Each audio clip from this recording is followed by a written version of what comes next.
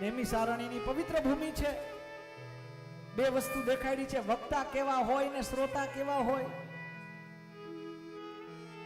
કેવા વક્તા અને કેવા શ્રોતા એની ભૂમિકાની વાત છે નેમી સારણીય. રસાસ્વાદ કુશલ, કથા સાંભળવાના રસિક છે. શ્રોતાઓ કથા સાંભળવાના રસિક હોવા જોઈએ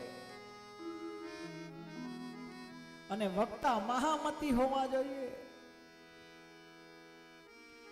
હું તો કહું વારે વારે, મીટિંગમાં કીધું તું મેં કે 3 પ્રકારના શ્રોતા હોય.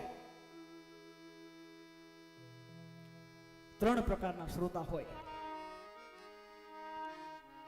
એક હોય આસ્વાદક. એને આયોજન કોને કર્યું એની હારે લેવા દેવા ન હોય. એને આયોજન હારે લેવા દેવા ન હોય. એને કોના દ્વારા આમંત્રણ મળ્યું કે નથી મળ્યું એની હારે લેવા દેવા ન હોય. પણ જ્યાં કથા બેઠી ત્યાં સાંભળવા વયા જાય એ ઉત્તમ વક્તા, ઉત્તમ શ્રોતા છે, જેને કહેવાય આસ્વાદક. એ માણવા વાળા હોય એને ઉત્તમ શ્રોતા કહેવાય. એને કંકોત્રીની જરૂર નહીં. આસ્વાદક શ્રોતા. બોલજો જરાક. શ્રોતાની એક ભૂમિકા, એક પ્રકારના શ્રોતા કેવા? આસ્વાદક. બીજા શ્રોતા છે આયોજક. એને આયોજન જ કરવા ગમે.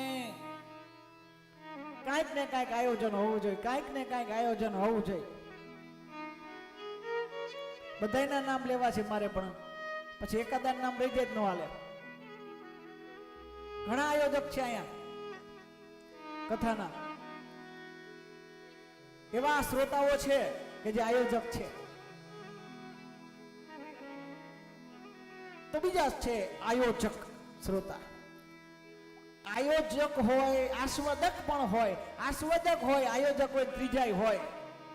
દરેક કથા મંડપમાં ભલે એક તો એક ભગવાને અમને કીધું છે કે ભલે આ 2 આપ્યું ને તો એકાદો પણ મોકલીશ ને મોકલીશ. આ ત્રીજો કયો ઈ ભગવાને દરેક કથામાં એક મોકલે. પેલા આયોજક હોય, આસ્વાદક હોય અને ત્રીજા શ્રોતાનું નામ દઉં છું. આ ત્રીજો શ્રોતા હોય જ. ઈ કોણ ખબર છે? ઈ ત્રીજા શ્રોતાનું નામ છે, કહું બેનો આપડ તમે કયો તો કહું. આયોજક હોય, આસ્વાદક હોય અને ત્રીજો શ્રોતા છે આલોચક. આલોચક શ્રોતા હોય. આ મંડપ આમ નો નખાય ને આ પોથી અહીંયા નો રખાય ને આને નહોતું કહેવાનું, આ આમ નહોતું, હું હોત તો આમ કરી નાખત, હું હોત તો આમ થઈ જાત, આમ કરાય, ઓમ કરાય. કોઈ મારું માયનું જ નહીં, મને તો કીધું નહીં, મને કીધું હોત તો આને કહી દેત, આ આવી જાત, આમ થઈ જાત, આમ થઈ જાત, આમ થઈ જાત, આમ થઈ જાત. આ જે બોલે ઈ બધાય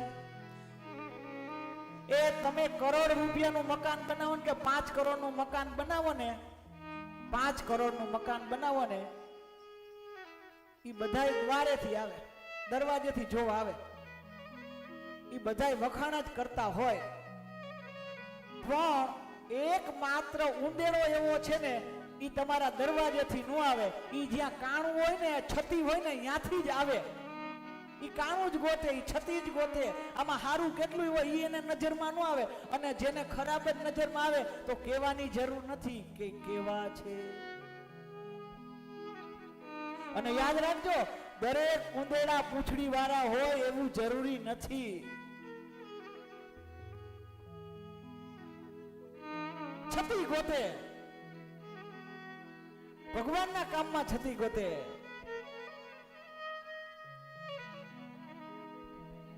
એના કરતા આવું સરસ આયોજન હોય ને મારા વાલા, આપણે કદાચ નાની ઉંમર હોય તોય ભલે ને, વડીલ હોય તોય ભલે, પણ જેને કામ કર્યું છે, આહા ગોવર્ધન ઉપાડવાનું કામ છે ને, કેતા જરાય અશક્તિ વધારે નથી, કદાચ વધારે બોલું તો માફ કરજો, પણ કહેવામાં મને કોઈ છતી નથી કે આપણે બધાને ભેગા કરી અને 51 પોથી કરી અને 51 પોથી વાળાને બધાને બેહાડવા અને આટલું સુંદર આયોજન કરવું. આ ભગવાને ગિરિરાજ ઉપાડ્યો ને એનાથી કમે નથી હો વાલા. આ એવું કામ કર્યું છે મારા દીકરાએ. આ છોકરા હોય આવો હનુમાનજી મહારાજને યાદ કરીએ, કારણ કે હનુમાનજી જેવો કોઈ વક્તા નહીં અને હનુમાનજી મહારાજ જેવો કોઈ શ્રોતા નહીં, કારણ કે હનુમાનજી વક્તા પણ છે.